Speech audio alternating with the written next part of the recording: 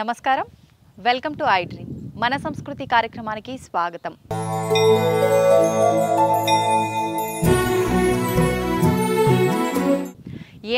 ఎన్నెన్నో రహస్యాలు దాగి ఉన్న ఆలయమే ఈ ఛాయా సోమేశ్వర ఆలయం. ఈ ఆలయంలో ప్రతిదీ కూడా ఒక అద్భుతంగా కనిపిస్తోంది, అద్భుతాన్ని తలపిస్తోంది ఈ ఆలయంలో. అయితే ఇక్కడ భక్తులు చేస్తున్న ప్రతి దాని వెనకాల కూడా ఒక మంచి ప్రతిఫలం లభిస్తుందని చెప్పి ఇక్కడ నివసిస్తున్న వారి యొక్క గట్టి నమ్మకం, విశ్వాసం. ఈ ఆలయంలో ఎన్నో రకాల రహస్యాలైతే దాగి ఉన్నాయి. పురాతన కాలం నుంచి కూడా ఉన్న ఈ ఆలయంలో దాగి ఉన్న రహస్యాలు ఏంటో మనందరం కూడా చూసేద్దాం, వాటి గురించి వివరంగా తెలుసుకుందాం. ఇంకెందుకు ఆలస్యం, పదండి. నమః శివాయ నమః శివాయ నమః శివాయ నమః శివాయ.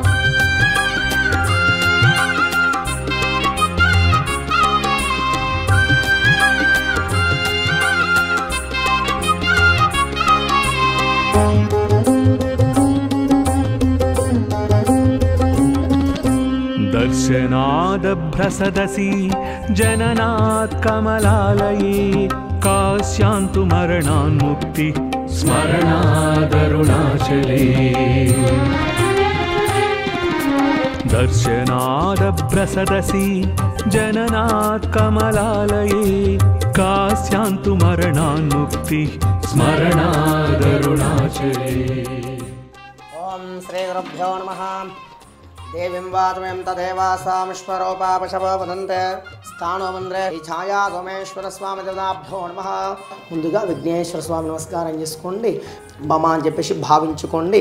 శ్రీమాన్ శ్రీమతః గోత్రోదస్యాయాం రాజనాల గోత్రోదస్యాయాం విజితా నామ్నే సహ కుటుంబస్యాం కౌండిన్య గోత్రస్యాయాం కావ్యాం సహ కుటుంబానాం సహ కుటుంబానం క్షేమ స్థైర్య ధైర్య వీర్య అభయ ఆయు ఆరోగ్య ఐశ్వర్య వృత్త్యర్థం ధర్మోర్థ కామమోక్ష చతుర్వేల ఫల ప్రాప్త్యర్థం స్వామివారిని.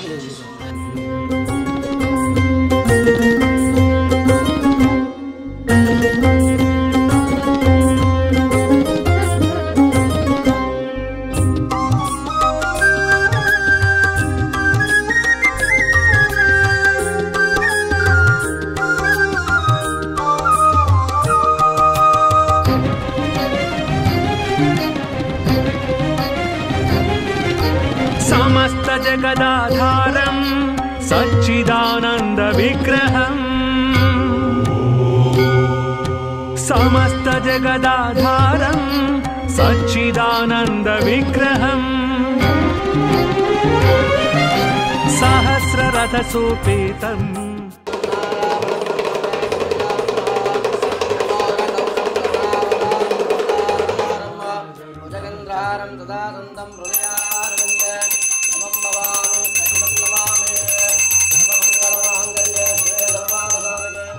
नमस्ते अस्तु रुद्ररूपेभ्यः.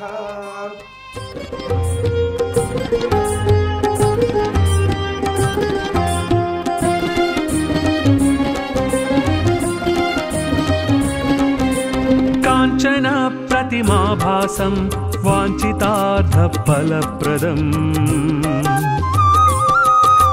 काञ्चन प्रतिमाभासं वाञ्छितार्थफलप्रदम् माञ्च रक्षस्सुराध्यक्षं स्मरणादरुणाचलम् स्मरणादरुणाचलम्.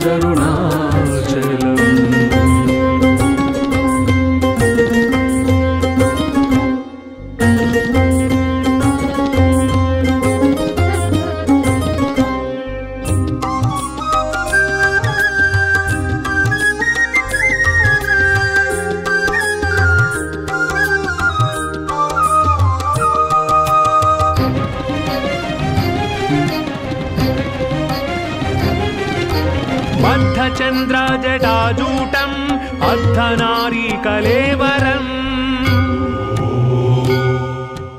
మీ అందరికీ కూడా నేను చెప్పాను కదా, ఈ ఆలయంలో చాలా రహస్యాలు దాగి ఉన్నాయని చెప్పి. ఆలయంలో గర్భగుడిలో శివలింగం వెనకాల నీడ అనేది నిజంగా విదేశాల నుంచి మన దగ్గర శాస్త్రవేత్తలు ఎంతో మంది ఎన్నో రకాలుగా ప్రయత్నించినా కూడా ఆ నీడ ఎటు నుంచి వచ్చింది అనే ఒక విషయాన్ని మాత్రం ఇప్పటి వరకు ఎవరు కూడా చెప్పలేకపోయారు.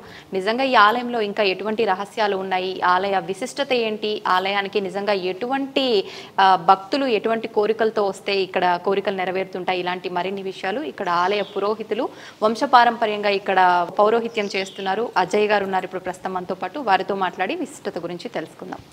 నమస్కారం అండి. నమస్కారం మేడం. అజయ్ గారు, ఇక్కడ ఈ ఆలయంలో చాలా రకాల రహస్యాలు దాగి ఉన్నాయని చెప్పి, ప్రత్యేకించి ఆలయంలో స్వామివారి వెనకాల పడుతున్న నీడ గురించి ఎంతోమంది శాస్త్రవేత్తలు కనిపెట్టలేకపోయిన ఒక రహస్యం దాగి ఉందని చెప్పి ఉన్నాం. నిజంగా దాని యొక్క రహస్యం ఏంటి, ఆలయం విశిష్టత ఏంటి తెలియచేయండి. వాగర్త వివ సంపర్త వాగర్త ప్రతిపతః జగతో పితరో వందే పార్వతీ పరమేశ్వర. ప్రధాన గర్భగుడి మేడం ఇది. ఇది పరమశివుడు ఇక్కడ వెలిశలింగం ఇది. అయితే మనకు కోనేటి నుంచి బయటలో పుష్కర ఘాట్ ఉంటుంది. ఆ పుష్కర ఘాట్ నుంచి ప్రధాన గర్భాలయంకి నీళ్లు కూడా రావడం జరుగుతుంటుంది. ఎప్పుడు కూడా స్వామికి అప్పట్లోనే ప్రొవిజన్ చేశారండి, చోళల కాలం నాటి. ఎప్పుడు స్వామికి ఎప్పుడు కూడా నిత్య అభిషేకం జరిగేటట్టు కూడా నీళ్లు వచ్చేటట్టు కూడా ఏర్పాటు చేశారు. మనకు అభిషేకం చేయాలని చెప్పేసి లోపల కొంత 2005లో కొంచెం ఫ్లోరింగ్ చేశారు. లోపల అభిషేకం నీళ్ళు రాకుండా చేయడానికి ఫ్లోరింగ్ చేయడం వల్ల వాటర్ బంద్ అయిపోయినాయి. అయినా కొద్ది కూడా వాటర్ ఇప్పుడు కూడా వస్తుంటుంది. స్వామి దార మాత్రం వస్తుంటుంది మేడం. ఇప్పుడు ఇది వెళ్తుందా స్వామి వారి దగ్గరికి? దార పానబట్టి తట్టిపోతే ఇట్లా వెళ్ళిపోతుంది మేడం. పానబట్టి కింద అమ్మవారిది, పానబట్టి అనేది అమ్మవారిది. స్వామివారు పరమశివుడు ఇక్కడ కొలువైన శివుడిది. ఇది ప్రతిరోజు కూడా ఉదయం 6 గంటల నుంచి 12 గంటల వరకు భక్తులు చేతి మీదుగానే వాళ్ళకు లోపల గర్భగుడిలోకి దింపి అభిషేక కార్యక్రమం కూడా నిర్వహించుకోవడం కూడా జరుగుతుంది. ఇక్కడ వచ్చేసి బ్రహ్మసూత్రం కలిగిన శివుడు మేడం. ఇక్కడ మన చాగంటి కోటేశ్వర గారు ప్రవచనం చెప్పారు బ్రహ్మసూత్రం గురించి. మీరు ఎప్పుడైనా గమనించారో లేదో, ఒక్క శివలింగానికే ఒక ప్రత్యేకమైన గుర్తు ఒకటి ఉంటుంది. మీరు ఎప్పుడైనా చూడండి, అన్ని శివలింగాల మీద ఉండదు అలాగా. మీరు కొన్ని శివాలయాల్లోకి వెళ్ళినప్పుడు శివలింగం దగ్గరికి వెళితే దాని మీద కొన్ని గీతలు ఉంటాయి ఇలాగా. అది ఏమిటో తెలుసా గీత? అలా గీత ఎందుకు ఉంటుందో తెలుసా ఎవరికైనా? అలా గీత ఉంటే దాన్ని బ్రహ్మసూత్రము అని పిలుస్తారు. అలా గీత ఉంది అంటే నీ అదృష్టం పండి నువ్వు అక్కడికి వెళ్ళావని గుర్తు. 1000 మాటలు ఓ శివాలయంలోకి వెడితే నీకు ఎంత ఫలితమో, అలా గీతలు ఉన్నటువంటి శివలింగం ఉన్న గుళ్ళోకి వెడితే అంత ఫలితం. విశేషమైన ఆరాధనీయమో అని గుర్తు. అలాంటి శివలింగం ఉన్న గుడిలోకి వెడితే తప్పకుండా మీరు మీ ద్రవ్యాన్నో, మీ బలాన్నో, మీ సంపత్తినో, మీ పాటనో, మీ పద్యాన్నో, మీ కష్టాన్నో అక్కడ వినియోగించాలి.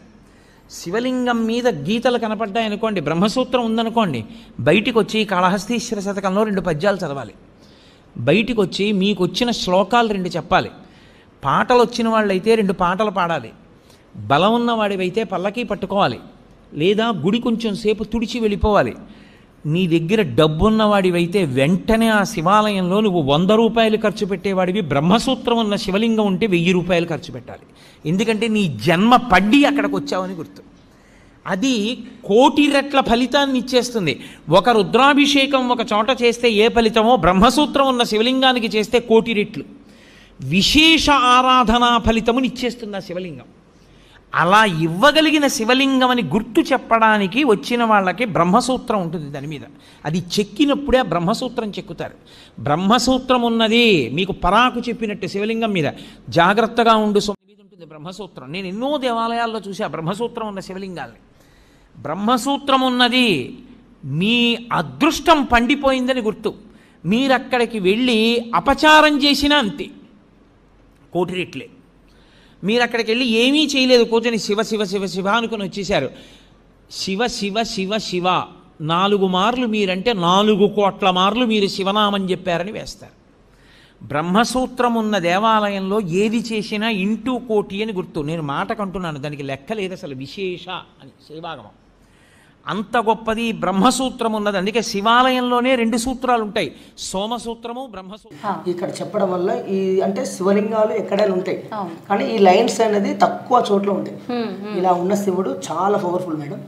ఇక్కడ మనం ఏదైనా కోరుకున్నా కూడా ఇక నిర్విఘ్నంగా అనుగ్రహం అనేది కూడా జరుగుతుంది మేడం. ఇది బ్రహ్మసూత్రం.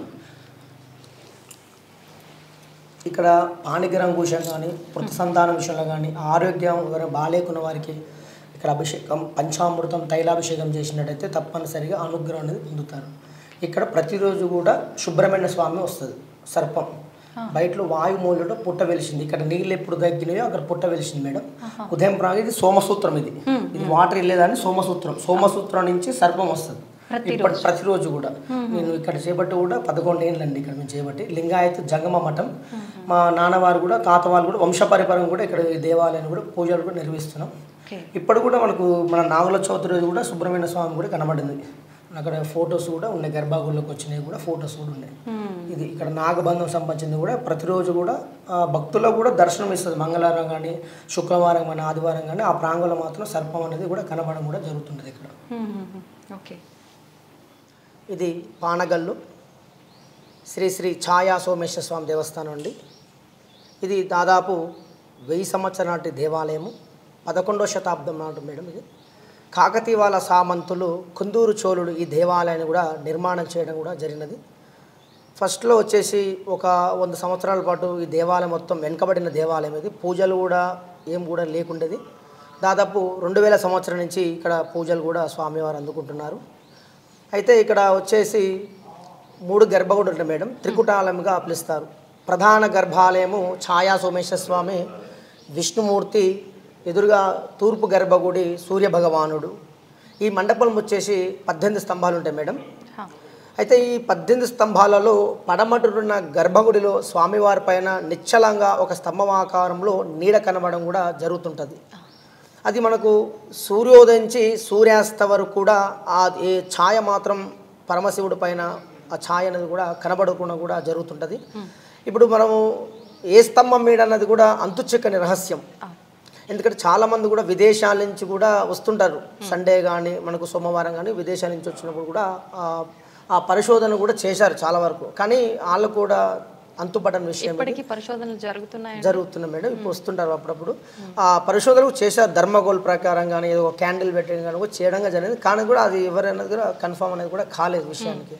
ఇప్పుడు ఎవరో సోషల్ మీడియా ద్వారా కూడా ఒక మనోహర్ గౌడ్ అని సార్ అని చెప్పేసి సూర్యాపేటలో వచ్చారు. ఒక ధర్మగోల్ ప్రకారం చేసి ఈ 4 స్తంభాలు కలిపి ఒక స్తంభం పడడం అనేది చెప్పడం కూడా జరిగింది. ఈ 4 స్తంభాల్లో ఓకే. మన విషయం ఏంటంటే మనకి ఇప్పుడు సన్లైట్ మారిన కొద్దీ ఛాయ మారుతుండాలి.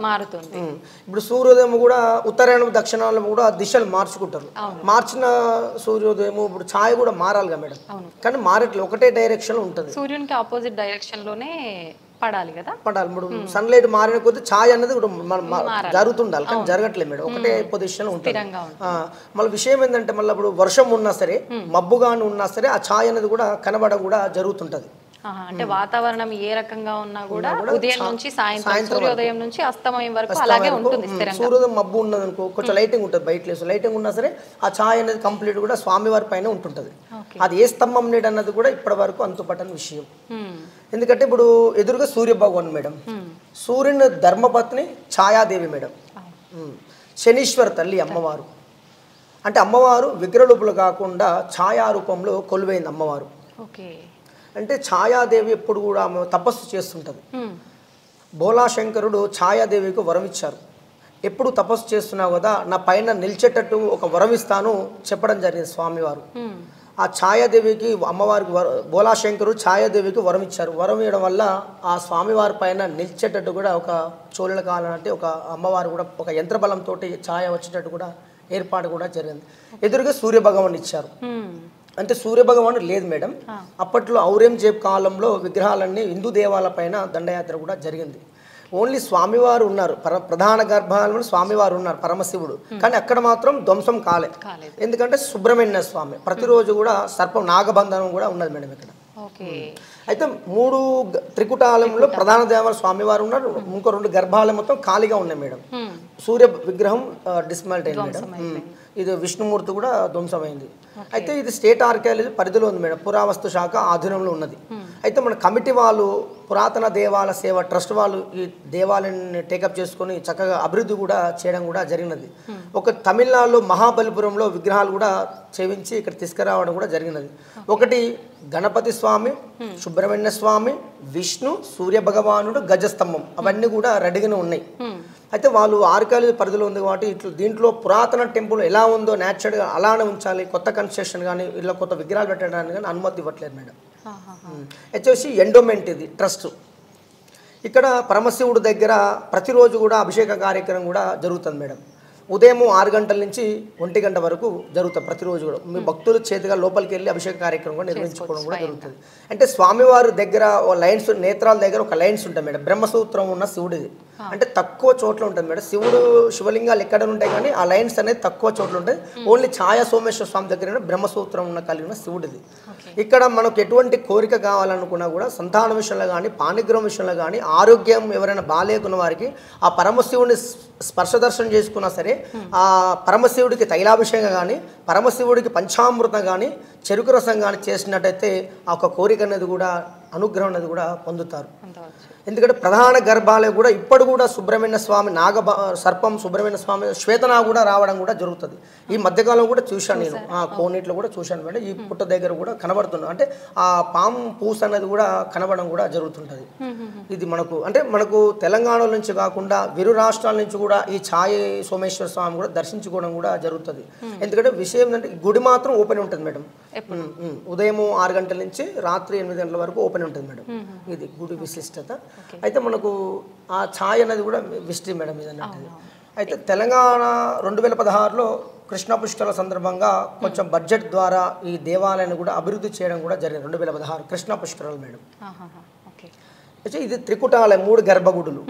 బయటలో వచ్చేసి ఉపదేవాలయాలు మేడం. ఆత్మలింగము, కాళికామాత, అభయాంజన స్వామి, కాలభైరవుడు, కాళికామాత అవన్నీ కూడా అప్పట్లో ఉండేది చోళ కాలం నాటి. ఇప్పుడు ఈ స్టేట్ ఆర్కియాలజీ వాళ్ళు అనుమతిస్తే, ఎవరైనా కేంద్ర మంత్రి వాళ్ళు వచ్చినట్టయితే అనుమతిస్తే ఇది చాలా దేవాలయం కూడా అభివృద్ధి కూడా అవకాశాలు ఉన్నాయి మేడం. దీని విషయం ఏంటంటే దీన్ని పర్యాటక కేంద్రం చేయాలి దేవాలయం. చాలా చక్కగా వివరించారండి. ఒకసారి మనం ఉపాలయాలు కూడా దర్శించుకొని వాటి గురించి కూడా తెలుసుకుందామా? అయితే ఇక్కడ మేడం, ఇక్కడ అష్టదిక్పాలకులు మేడం. అంటే ఎవరైనా తెలియని వాళ్ళు కూడా నేను రోజు ఇక్కడ కూడా భక్తులు చాలా మంది కూడా ఎక్స్ప్లెయిన్ చేస్తుంటారు గుడి విశిష్టత కానీ. అయితే ఇక్కడ అందరూ కూడా నవగ్రహాలు అంటారు కానీ నవగ్రహాలు కావు, అష్టదిక్పాలకులు. అంటే మనకు తూర్పు, పడమర, ఉత్తర, దక్షిణ, ఈశాన్య, నైరుతు, వాయు, ఆగ్నేయ అంటే ఆ స్థానాలు ఉన్నట్టువి కూడా ఆ దేవతలు అష్టదిక్పాలకులు. అయితే ఇది అప్పట్లో కూడా ఈ పురావస్తు శాఖ వాళ్ళు కూడా ఎన్నో ఈ కెమికల్ వాష్ చేసినట్టయితే ఒరిజినల్ స్టోన్ అది కూడా బయటకు వస్తుంది మేడం. ప్రపోజల్ కూడా ఉన్నది, కెమికల్ వాష్ చేయాలి ఫస్ట్ ఒకటి. అందులో వర్షం వచ్చినప్పుడు కూడా ఈ టెంపుల్ కూడా కొంచెం కురిసే అవకాశం ఉంది మేడం. అయితే ఇది మనకు ఇది బ్లాక్ బసాల్ట్ మేడం స్టోన్. ఇది కొంచెం రామాయణం కూడా, భారతం కూడా ఉంటుంది మేడం. మనకు కాయిన్ కొట్టినట్టయితే మనకు శబ్దం వస్తుంది మేడం. ఇక్కడ మనకు మెటల్ సౌండ్స్ గంట టైం కూడా వస్తుంది మేడం. ఇది ఒక్కటే కూడా బ్లాక్ బసాల్ట్ మేడం స్టోన్. ఇది మిగతా అంతా కూడా తెల్లరాయి స్టోన్ కదా. అయితే ఇది వచ్చేసి విష్ణుమూర్తి మేడం. ఇక్కడ అయితే ప్రధాన దేవాలయం ఛాయ సోమేశ్వర స్వామి. ఇది విష్ణుమూర్తి. అంటే ప్రెసెంట్ కూడా ఇక్కడ దత్తాత్రేయ స్వామి. ఒక పానగల్లు వాస్తవులకు ఇదే ఊర్లో ఒక భక్తురాలకు కళలో వచ్చింది సుబ్రహ్మణ్య స్వామి. ఆమెకు సంతాన అనుగ్రహం కూడా జరిగినది. అయితే ఆమె ఈ సుబ్రహ్మణ్య స్వామి కోనేట్లు ఎక్కువ ఒక పక్కన పడి ఉండే, ఒక మామూలు మట్టిలో పడి ఉంటే స్వయంగా ఆమె కళలో సుబ్రహ్మణ్య స్వామి ఎలా దత్తాత్రేయ స్వామికి పక్క పడున్నా అని చెప్పేసి ఆమె అక్కడ పూడిక తీసుకొచ్చి ఇక్కడ భద్రపరిచే స్వామివారు కూడా ఇక్కడ పెట్టడం కూడా జరిగింది మేడం. ప్రతిరోజు కూడా ఆదివారం కానీ, బుధవారం, గురువారం కూడా అభిషేక కార్యక్రమం కూడా చేసుకొని వెళ్తుంటాం మేడం. కూడా అమ్మ కూడా అనుగ్రహంతో కూడా ఉన్నది మేడం. ఓకే. ఇప్పుడు ఇది ధ్వంసం జరిగిన తర్వాత మళ్ళీ ప్రతిష్ఠించిన విగ్రహమా? ఒక భక్తురాలు తెచ్చిపెట్టిన విగ్రహం. మామూలుగా విగ్రహ ప్రతిష్టాపన ఏం చేయలేదు కాబట్టి యాక్చువల్లీ ఇక్కడ విష్ణు ఉంటుంది మేడం. విష్ణు సూర్య భగవాన్. ఇది వచ్చేసి సూర్య భగవానుడు. అంటే మనం సూర్య భగవాను ఎలా చూసామంటే అక్కడ సప్తాశ్వాలు ఉంటాయి మేడం. 7 అశ్వాలు ఉన్నాయి అక్కడ. సప్తాశ్వాలు. సూర్య అంటే రన్నడు, ఆయన తోలేటైన రన్నడు. ఆ మధ్యలో సూర్య విగ్రహం ఉంటుంది మేడం. సూర్య విగ్రహం కూడా అది అప్పట్లోనే ధ్వంసమైంది మేడం. అది సూర్య భగవాన్. మనం ఎలా గుర్తుపెట్టంటే అక్కడ సప్తాశ్వాలు కాబట్టి సూర్య భగవాన్ ధర్మపత్ని ఛాయాదేవి, ఉషాదేవి, ధర్మపత్రులు ఇద్దరు కాబట్టి మనకు అమ్మవారు. ఇక్కడ వచ్చేసి ఇది మేడం. ఇక్కడ రామలక్ష్మి ఉంటుంది మేడం. ఇది బ్లాక్ బసాల్ట్ స్టోన్ ఒక్కడే గ్రానైట్ సంబంధించిన. అంటే మనకి ఎటువంటి కూడా జాయింట్స్ ఉంటాయి మేడం. ఇక్కడ కంప్లీట్ ఏకశీలం కంప్లీట్ ఒకటి స్టోన్. ఇక్కడ రామలక్ష్మణుడు. ఇక్కడ మేడం హిరణ్యకశిపుడు, లక్ష్మణ స్వామి మేడం. హిరణ్యకశిపుడు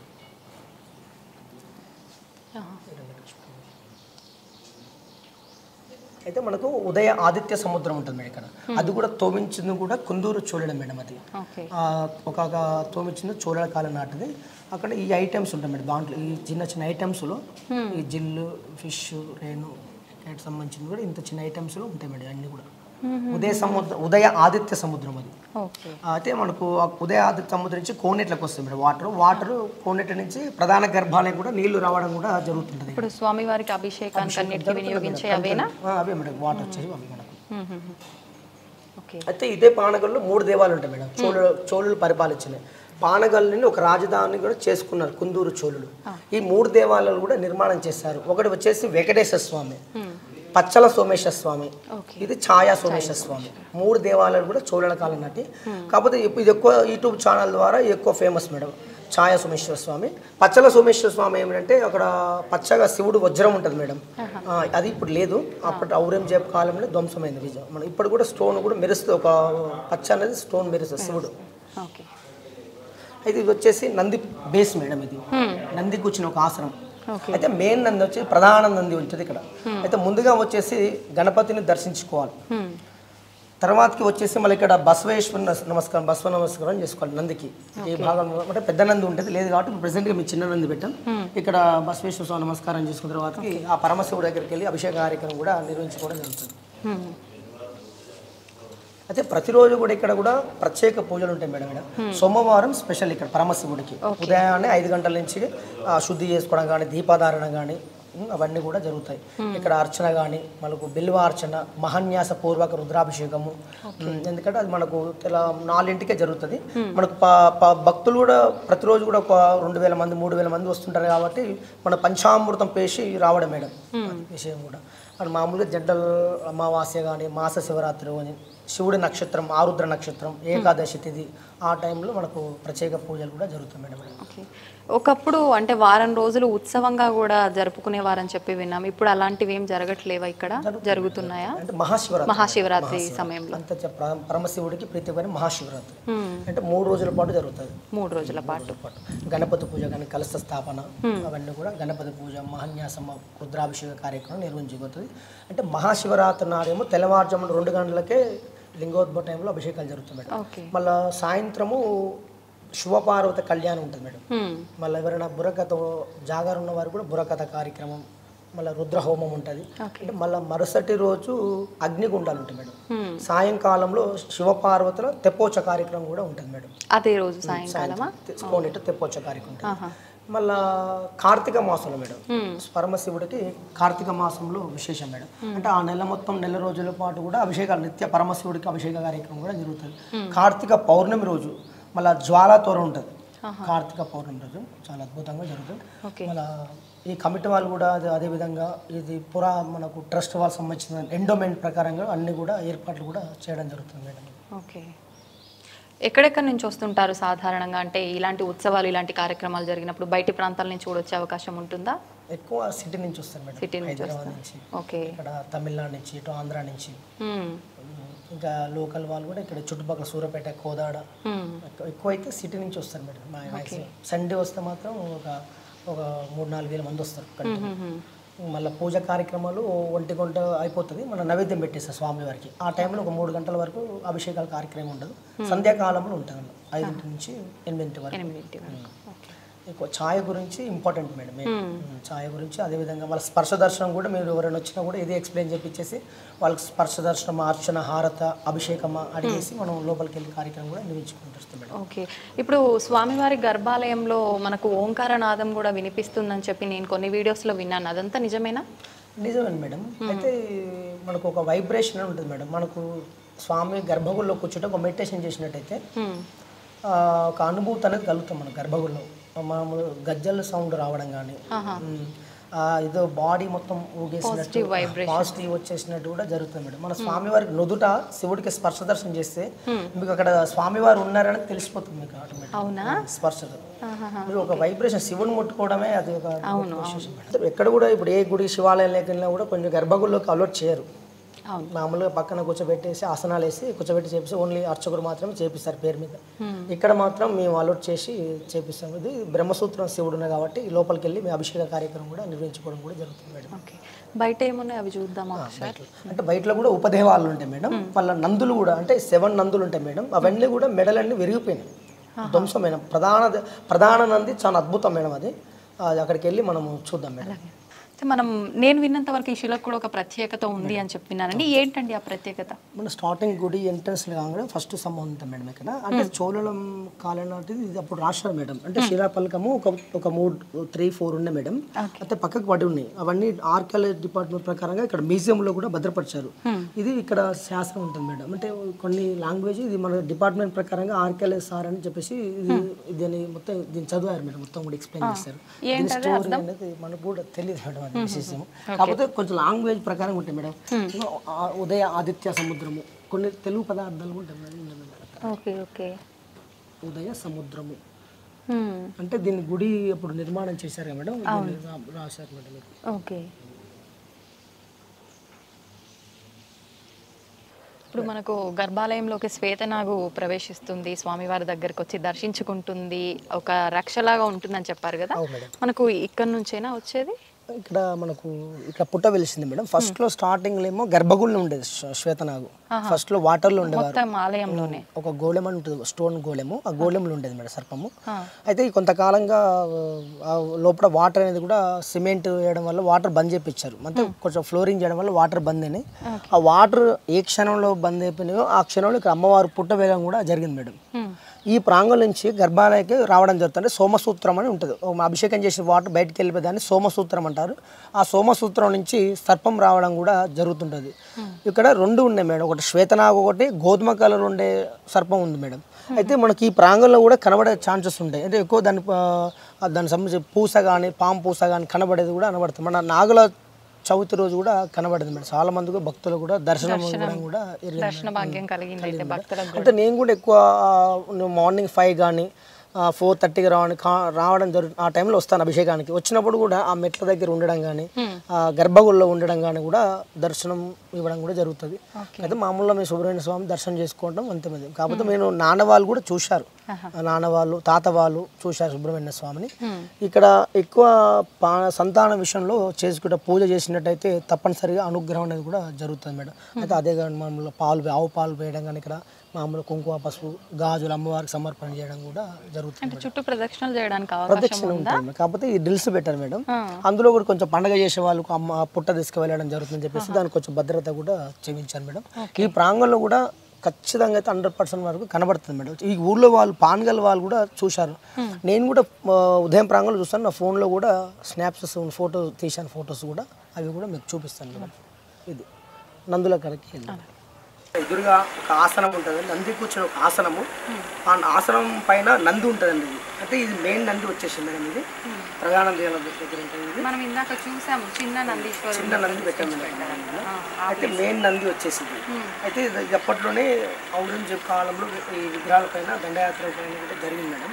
అయితే మీకు మనకు ఒకటి చూసినట్టుగా బ్రహ్మముడు ఉంటుంది మేడం. ఇక్కడ బ్రహ్మముడు స్టోన్ మనం తాడును బ్రహ్మముడు ఎలా వేస్తామో యాస్టేజ్ స్టోన్ వేశారు మేడం. ఒక వచ్చేసి గంగడోలు అని ఉంటుంది మేడం. ఇక్కడ ఇట్లా టచ్ చేసినట్టయితే సేమ్ ఒక మీకు ఆవు టచ్ చేసినట్టు ఒక అనుభూతి అనేది కూడా మీకు ఇక్కడ కలగడం కూడా జరుగుతుంది మేడం. అయితే ఇక్కడ మొత్తం కూడా 6-5 నందులు ఉంటాయి మేడం. ఈ నందులన్నీ కూడా మెడలన్నీ కూడా ధ్వంసం అవడం కూడా జరిగింది మేడం. ఈ మనకు మా చైర్మన్ వారు అనంతరెడ్డి గారు దీని స్టోన్ కూడా తెప్పించారు. ఇక్కడ వాళ్ళు కర్నూలుకి ట్రాన్స్పోర్ట్లో పంపించేసి దీన్ని ఇది సేమ్ యాసిడ్ ఎలా ఉందో కూడా ఈ నందిని కూడా చెక్ చేయడం కూడా జరుగుతుంది మేడం.